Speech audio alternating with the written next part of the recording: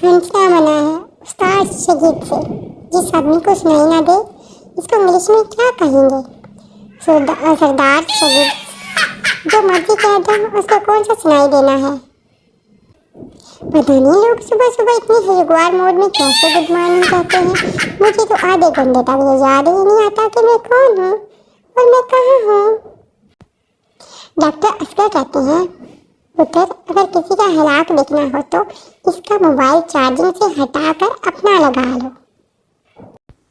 कल मोबाइल खराब था तो जल्दी नींद आ गई। घर वाले उठा के अस्पताल ले गए।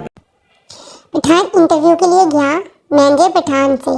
Where is Abu Dhabi? Pathan बोला, जिस कब्रिस्तान में हमारी अम्मी दबी वहीं थोड़े फासले पर हमारे अबू धाबी। मौलवी सर ने देखा बिरयानी में बड़ा सा लेग पीस दूसरी तरफ है तो थाल को घुमाकर अपनी तरफ कर लिया। किसी ने पूछा, मौलवी साहब ये क्या है? मौलवी साहब बोले, मुर्गे के पाँव किबले की तरफ थे।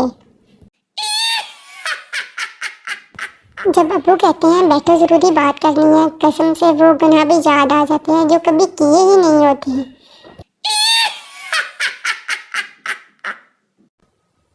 पठान दुआ मांगते हुए, या रब तूने बचपन दिया वापस ले लिया, जवानी दी वापस ले ली, पैसा दिया वापस ले लिया, बीवी दी देकर भूल ही गए, रहम फरमा या रहमीन रहम फरमा।